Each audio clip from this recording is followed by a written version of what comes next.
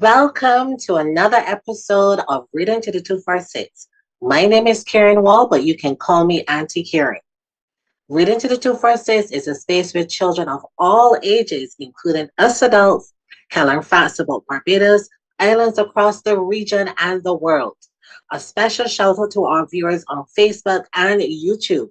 I want to say thank you for joining us, but also don't forget to like, tag, and share. We are in the month of December, and this is the month of not only giving, it's also the month of receiving joy. And this evening, we are reading to the 246. We're on this receiving end with a special creative. Welcome, Carylee Carrington from Read with Carylee. Hi, Karen. Hi, Auntie Karen. I am so glad to be with you today and reading to the 246. Yeah. Dubbed the accident author, Carylee Carrington has made space for herself as an author and champion for diversity in children's literature. Her impact spans far beyond Prince William County, Virginia, as the now Tutu Queen aims to continue to help children feel seen in the literature they read.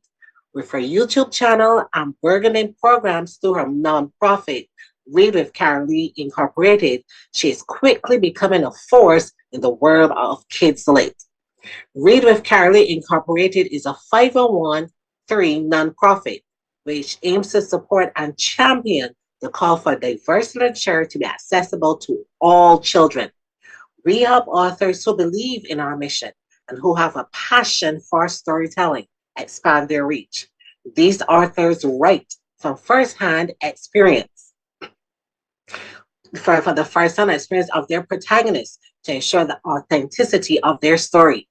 Children, when given the chance to learn about others, gain the opportunity to change preconceived perceptions and stereotypes about others who may not look, act, or believe like they do.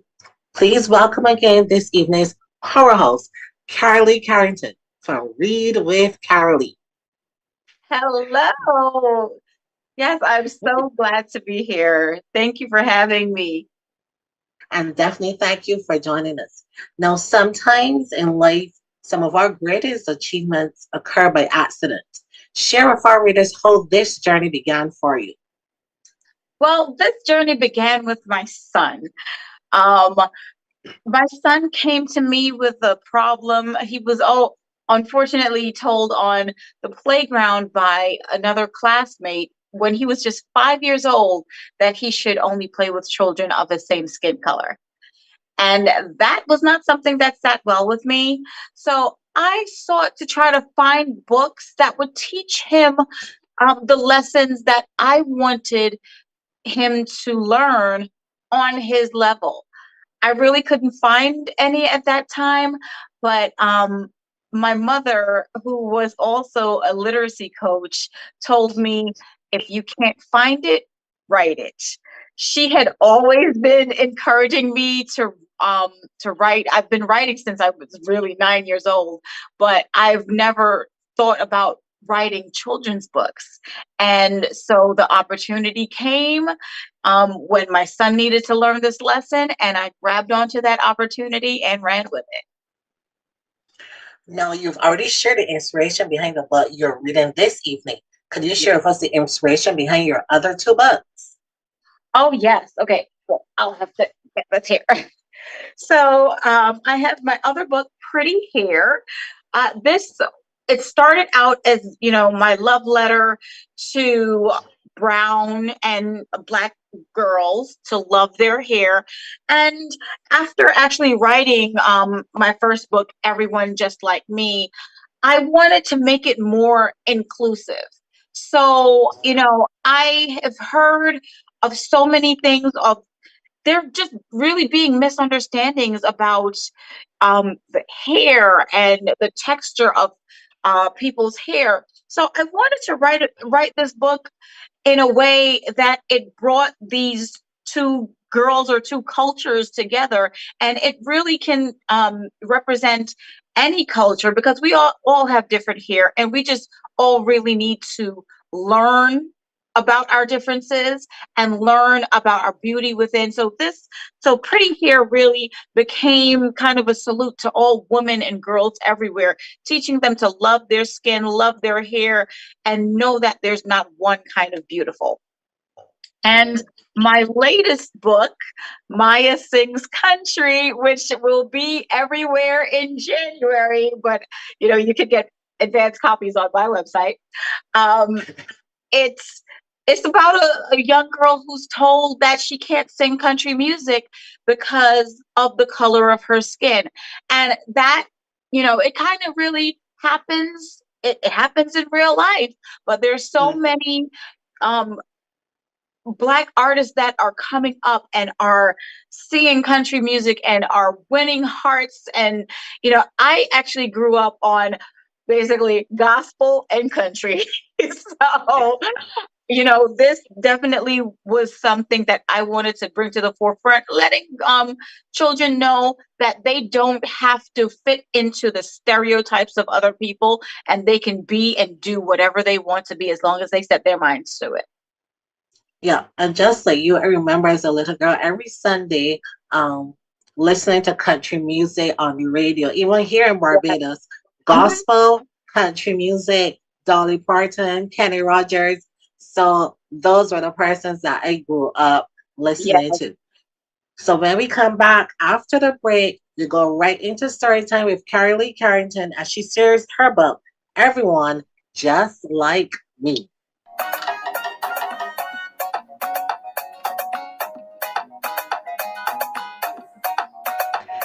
Okay, over to you, Carylee. Okay. Well, thank you so much again for allowing me to read my book, Everyone Just Like Me. Joshua was feeling sad. He had to get glasses and he felt different. He would be the only one in his class with glasses. Joshua didn't like to feel different. He thought everyone would laugh at him in his new glasses.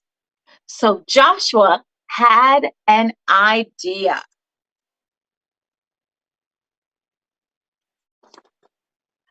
That night, Joshua looked out of his window. He searched and searched for a wishing star.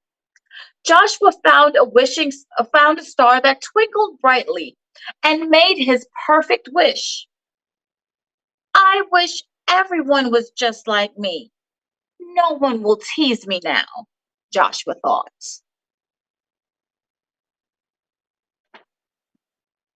The next morning, Joshua boarded his bus for school. To his surprise, everyone on the bus looked just like he did. And best of all, everyone wore glasses. Hi, Joshua, they all rang out. Joshua smiled and took a seat. Every seat was perfect, he thought, because everyone is just like me.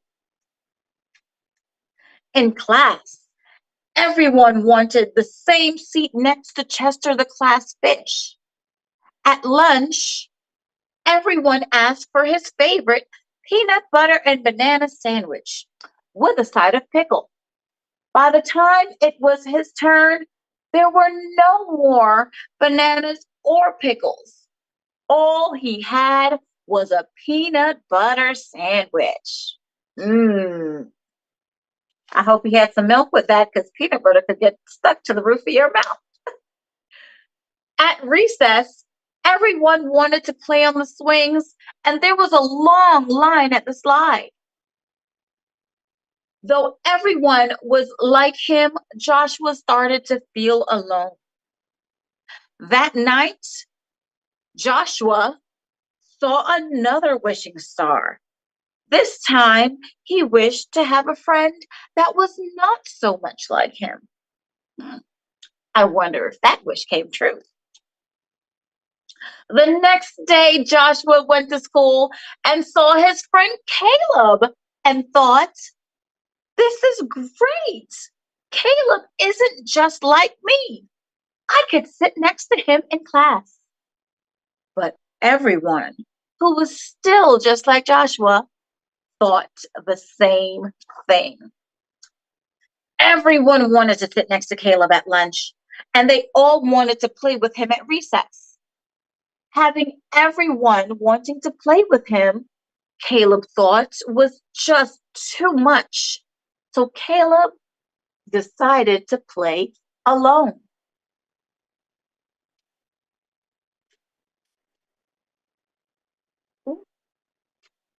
That night, Joshua peered out of his bedroom window, searching for a wishing star. But it was so cloudy and it was hard to find any star in sight. Just as he was about to give up, Joshua saw a clear spot and a little twinkle in the sky. He thought, a little twinkle for my big wish. What do you think he's going to wish for? Hmm. I wish that everyone was not just like me. Make everyone different, special, and unique.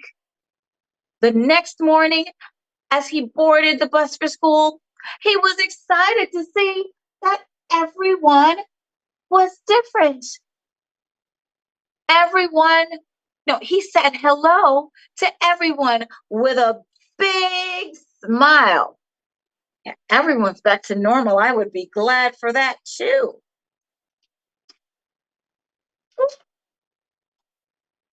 In class, he took his favorite seat next to Chester the class fish. At lunch, he was able to get his favorite peanut butter and banana sandwich, and he even got an extra pickle. At recess, he played on the swings, and there was no lines at the slide. He played with Caleb and even led a pony ride. Best of all, no one teased Joshua about his glasses. Joshua saw that all his friends were different, and he was happy with that. Everyone is different and special in their own way. The end. Woo! Awesome.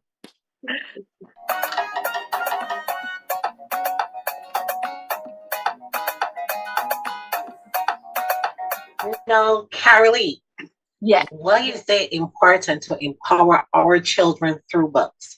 Why is it important to empower children through books? Well, it's important for us to empower our children through books because this is the first thing that they really these are the first stories that they get taught about the world. You know, um, you I know when I was pregnant with my children, I read to them. There are so many moms that do that. And this is the way that we learn about the world through books. May not be able to travel all the time. We may not be able to see different cultures, but if we get to open a book and our imagination takes us all around the world, and especially for children's books, picture books are the best way for them to kind of get that escape. My mom, of course, she was a English teacher, and she was an elementary school teacher, and she was an English major. She read books. She said, books were her best friends, and she kind of passed that on to me, where I would read books and that would be my escape to get away from wherever I am. So and one thing that I love and what I champion, as we stated before, with diversity in children's literature, there are so many stereotypes that children get fed in the world, and even with the fairy tales and the stories that we read, we get our sense of knowing about people. I know there's just about every little girl wishes that they could be a princess and ride off with their Prince Charming. It isn't always like that, but those are the Yeah. first stories that we read. And if Mhm. we're able to see ourselves, one of the first brown or black uh, princesses is Princess Tiana from Mhm. Princess and the Frog. You know, if I had Princess Tiana when I was younger, maybe my outlook would have been different. Be different. In the way, exactly. So, we need to share the stories of Black and brown protagonists, Asian, whatever culture you may be from. You should be able to see a storybook and that of stories of people that look like you, so that you don't feel that you are lesser, or you don't Mhm. feel that you are greater than anyone else just because, of the people that are in the books. So it's very important for children to be able to see themselves in books so that they may have kind of that guide and Mhm. build their self-esteem as well. Lovely. We share a goal in common, having creators share their books and experiences in their voice. How is this Yeah. connection important for our young audience? Oh, it's definitely important because, like I said, they need to be able to see that they are special. They are, if you're only seeing blonde hair, blue eyed pictures of people in books, then you're going to think, okay, oh, right, well, yeah, that is the goal that I should um, look towards. Aspire to. Mhm. Exactly. So I want children to be able to see themselves, whether you're Black, brown, Asian, Spanish, whatever, whether you have a limb difference, whether you have a different ability, you're in a wheelchair, you need to be able to see yourself in books so that you can say, okay, you know what? I can I can do these different things. I am not just somebody that's just sitting in a wheelchair. I'm not just somebody that's brown. Brown is not something that is bad. Sometimes you hear so many negative stereotypes about your skin color. And when you look in the books that you read, and if you don't see yourself, you kind of have that negativity towards yourself.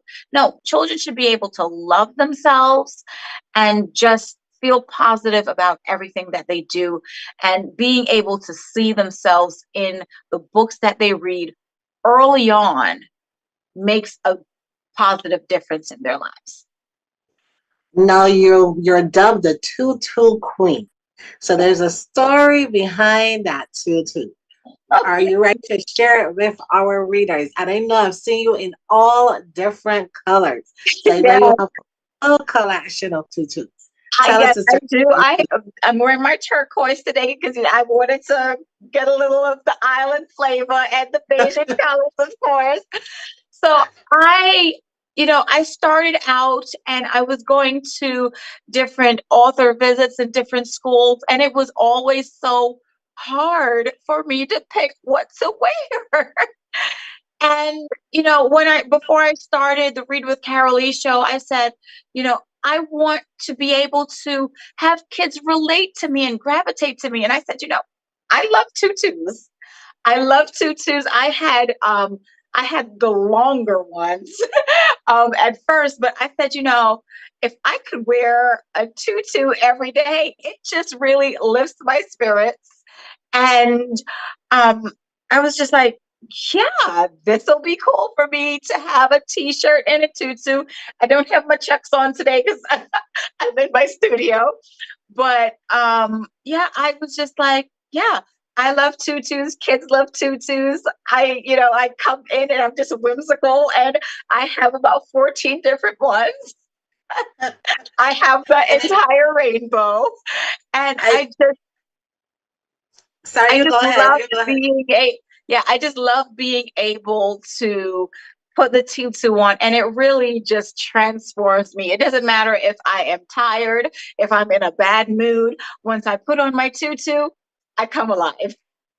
I need to get me a tutu. I need readers. Do I need to get me a tutu?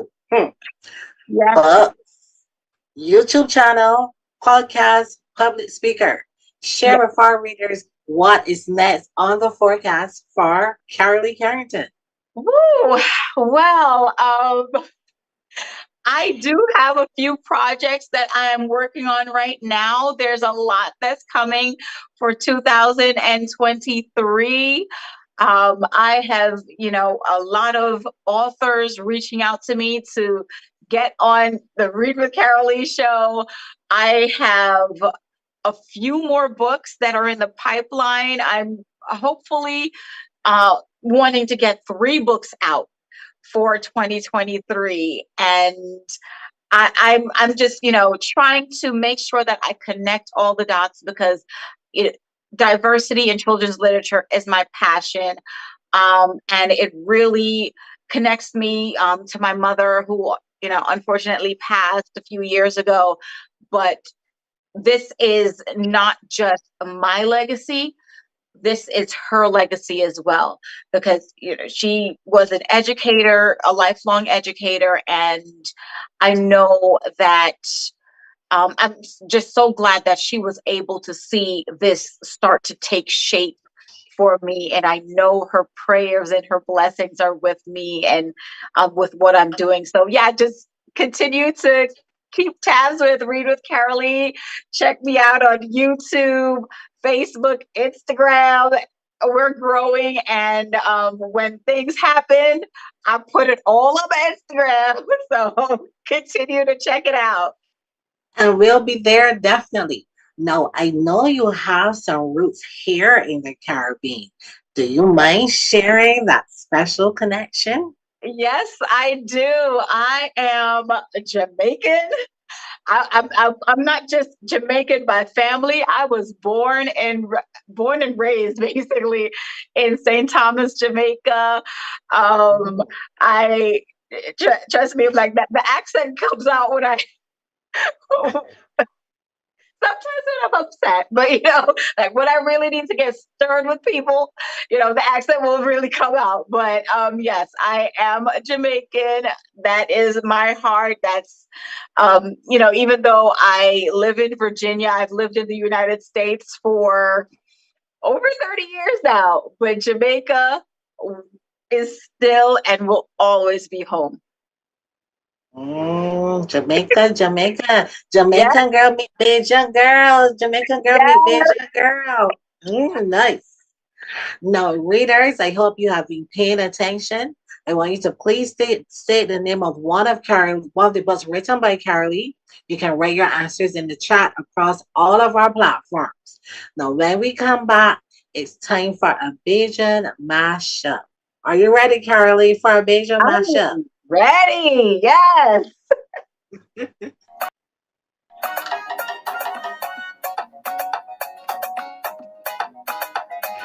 Okay, here is your first question. Okay. Here is your first question, Carylee. True or false? The first settlers in Barbados originated from Virginia. Um, uh, false. Ding, ding, ding, ding, ding. You're right. All right. The first settlers was John Powell, but what happened is that the settlers from Barbados, they actually went to the Carolinas and then they scattered and went over to Virginia. Yeah. So as opposed to coming from there, we actually went from Barbados to Virginia. And now I know Virginians, they like sweet stuff and treats. I'm gonna give you I want you to name a Barbadian treat that is made with coconut, sugar, and spices. And I think we'll probably get something similar in Jamaica as well, with coconut, sugar, and spices. Oh, okay. Well, I know there's one in we have a couple in Jamaica. There's rock cake, and we also have coconut drops. Yeah, that's it. That's it. But we Yeah. call them sugar cakes here, but in Jamaica they call them coconut drops. Yeah. Nice, nice. So you made from the same ingredient. Coconut draws with coconut. You grate the coconut, add some sugar, some spices, and some Mhm. essence, and you drop it, and then when it's nice and hard, perfect. Oh, Mm. yes, that's making me Now, want to go back to New York to try and get some. yeah, a place in Virginia that every Barbadian should visit. Oh, I would definitely say, well, I know, we island people, we love our beaches. Mm. So definitely got to go down to Virginia Beach. And, you get some of that kind of island flavor as well. It kind of feel a little bit like you're at home, but, it's still a part of Virginia. And so many people flock to Virginia Beach, especially, coming from this area. Okay, next question. A book by a Barbadian author that you have enjoyed. Any Barbadian author. Could be Um, storybook or it could be an adult book. A book by a Barbadian author that you've enjoyed. well, I don't really know that many Barbadian authors. But I know, well, there is one Jamaican author that I think she does have some ties in Barbados as well. Miss Lou, Miss Lou, The name sounds familiar. Sounds okay, familiar. and I should have grabbed her book, but yeah, her, she is, an author and poet. And I do have a couple of her books from my mother's collection. And she is one of those greats from Jamaica as well. So, Jamaica, Caribbean, I think we're all there. But, I don't specifically know any Barbadian authors, which is, one of the reasons why, I do read with Carylee, because I want to be able to get authors from all over to be able to be on our platform as well. Nice, nice, nice. But we definitely have to get Miss Lou here on Reading to the 246 because you mentioned her. So that means that we need to meet her as well, too. Well, Now, Barbados. Barbados is famous for this phrase. Can you complete it? Sun, sea, and. So oh, Barbados is famous for this phrase. Can you complete it? Sun, sea, and begins with S. And you'll find it at the beach. sun, sea, and sand. Yes. Yep, Okay. Yes. Oh, yep, that's it. yes. Sun, sea, and sand. That's what Barbados is famous for. Along with reading to the 246 now because read with Carylee. Yes. Yes. Ah, well, that's it for a Beja mashup. When we come back, it's time for Simon Says.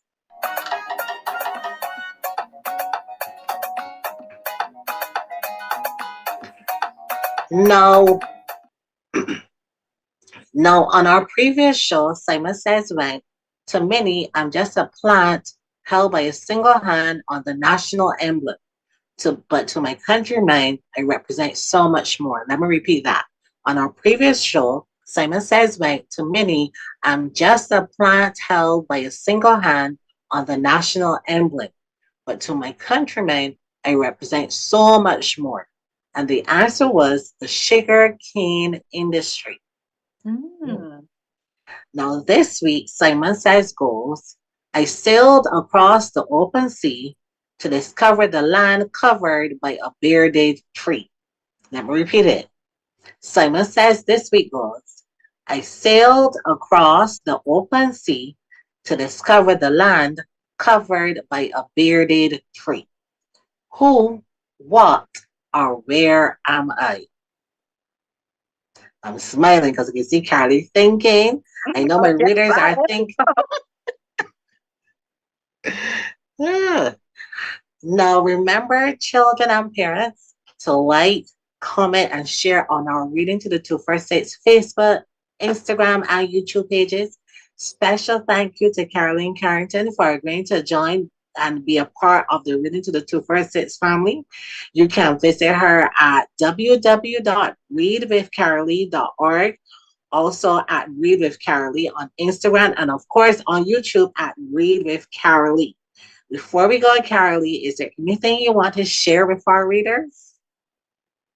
Well, I am just loving that we have all this great reading community for all of our kiddos, near and far, in the US, in Barbados, in the Caribbean. I am just loving it. And I'm so glad to have this connection to all of my people in the Caribbean. The Caribbean has a heart because that's where I was born. So continue to read, continue to share, and check out Read with Carolee in all my books. Love it. Now you can find our books on Amazon. You can also check our website again, www.readwithcarolee, so you can get that Christmas book package. We can get all three of those books. And Yeah. remember, the third one would be fully out in January. Good. Now, Reading to the Two First Days wants to remind our readers that reading takes you where your imagination can't. Have a great evening, guys.